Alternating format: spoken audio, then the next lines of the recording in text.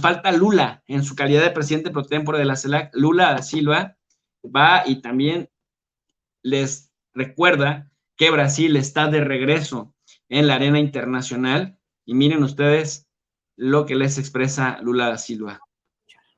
Yo quiero saludar al presidente Pedro Sánchez, al presidente Charles Michel de la Unión Europea, a la presidenta von der Leyen. Quiero saludar a todos los jefes de Estado y de Gobierno y a mi hermano Raf González, primer ministro de San Vicente y Granadina y presidente actual de CELAC. Quiero saludar a los jefes de Estado y de Gobierno, a todas las delegaciones de los países de América Latina y del Caribe. Y también quiero saludar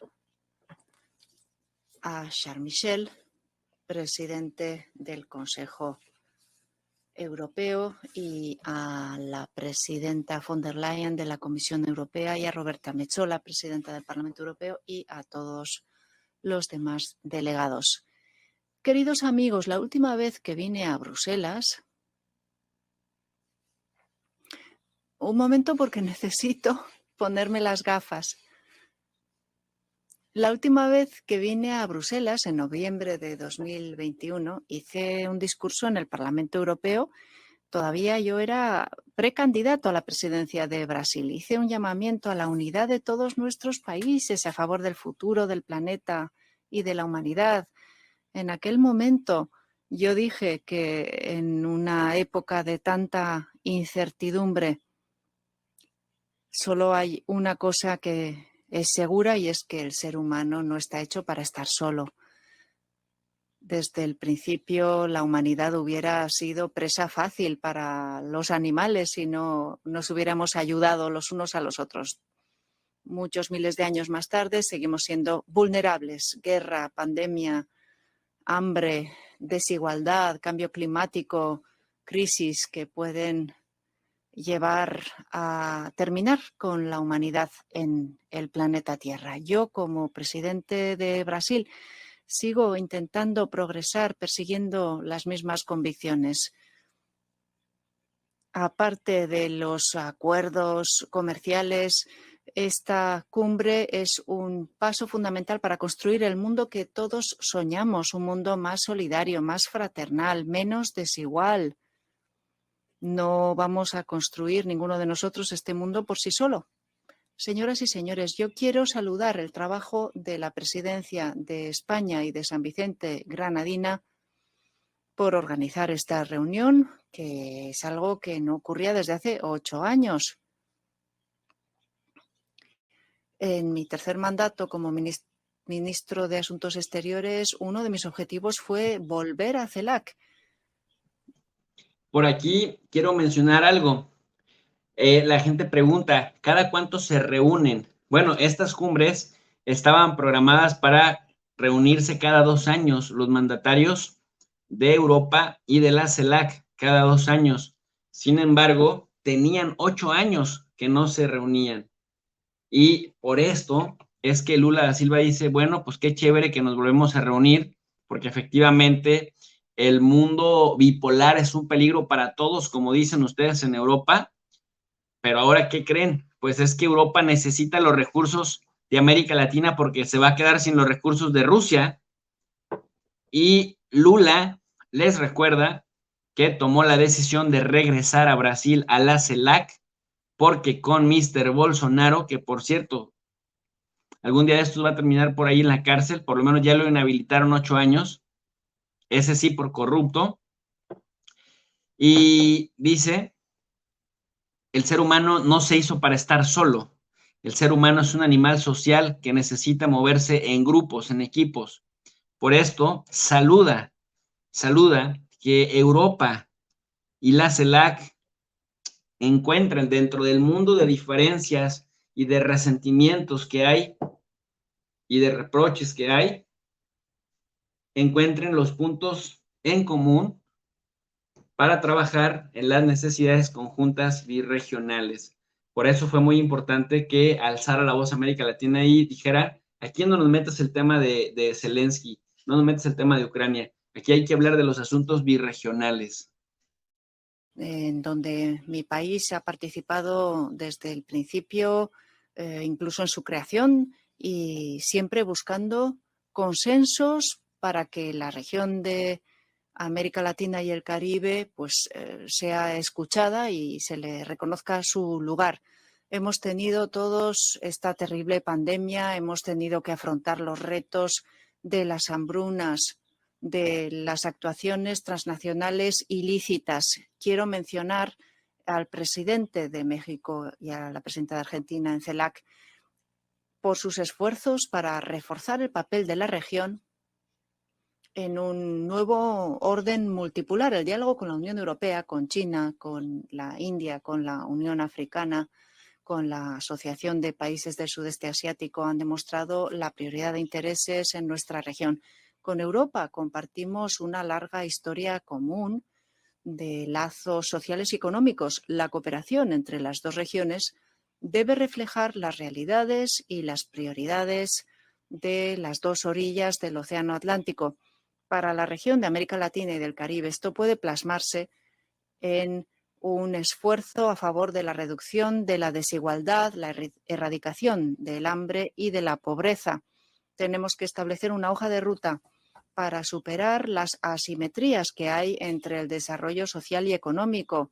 Iniciativas para movilizar los recursos y las inversiones es algo que acogemos con los brazos abiertos, también con transferencia tecnológica y con una verdadera integración de la cadena de producción. Necesitamos una asociación que ponga fin a la división internacional de trabajo que condena a América Latina y el Caribe a suministrar materias primas y mano de obra mal pagada y discriminada. La convergencia entre nuestras regiones no debe restringirse a la interdependencia de nuestras economías, sino que también tiene que hacerse en el contexto de nuestros valores. La Unión Europea es un modelo de cómo se puede hacer una construcción democrática. Su legado en el mundo posterior a la Segunda Guerra Mundial es la prueba de que somos capaces de superar los peores desacuerdos cuando todos trabajamos a favor de la paz. Nuestras regiones se ven amenazadas por el extremismo político, por la desinformación, por la fabricación de información falsa. Yo celebro que Lula da Silva le recuerde a la Unión Europea cuál fue el propósito de su creación, porque efectivamente en este caso, y yo se los he dicho muchas veces, la Unión Europea cambió el paradigma de integración regional a medias y logró crear un impacto positivo en la mayor cantidad de poblaciones de los diferentes países que en un momento pasaron a librar dos guerras salvajes, brutales, en los años 20, bueno, en los años 10, entre 1914 y 1918, y posteriormente entre 1939 y 1945. Y pasaron a ir construyendo la paz, a ir consolidando instituciones que permitiera que esa integración regional construyera, mantuviera, consolidara la paz internacional.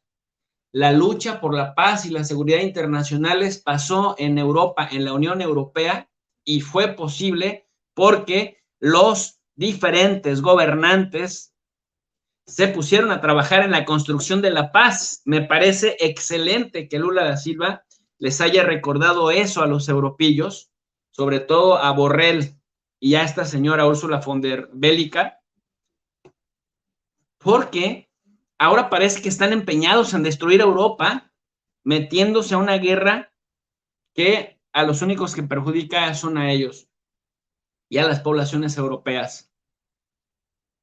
Por eso es importante que Lula les diga, señores, recuerden que la Unión Europea se construyó, se forjó creando la paz.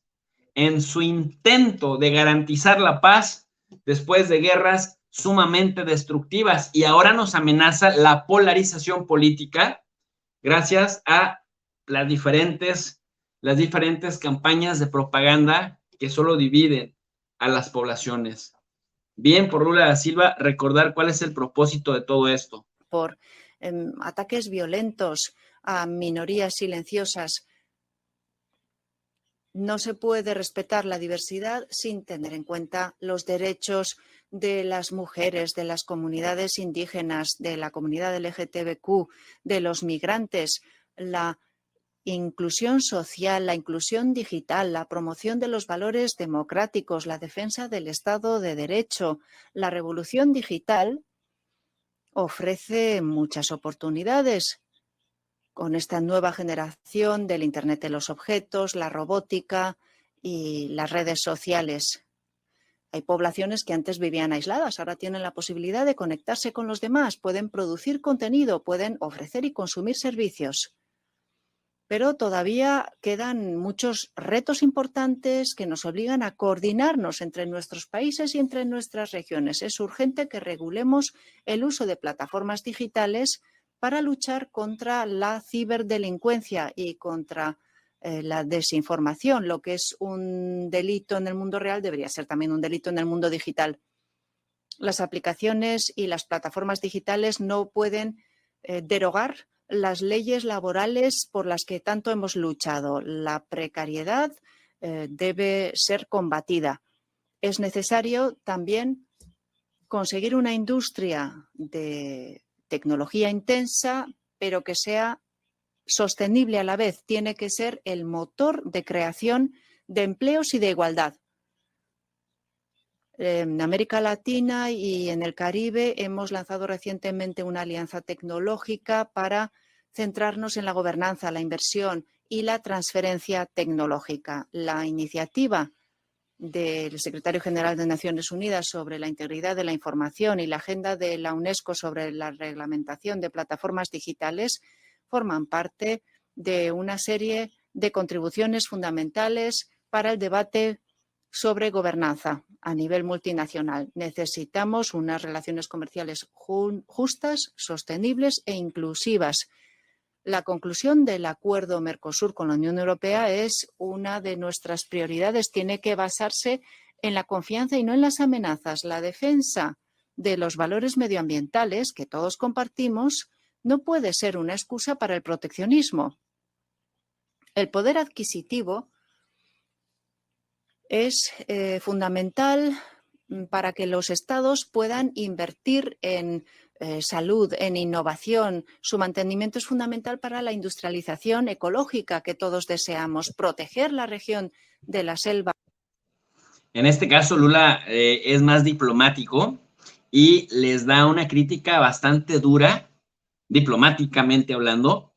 Les dice, el ser promotores de lo verde, de las políticas ecológicas, no debe ser motivo alguno para el proteccionismo, porque si ustedes nos están pidiendo un acuerdo de libre comercio y luego nos meten ahí una cláusula en la que nos dicen que nos van a sancionar como si tuvieran derecho a sancionarnos porque ustedes nos exigen ciertos estándares de lo verde, bajo ese pretexto realmente vamos a terminar haciéndonos daño mutuamente.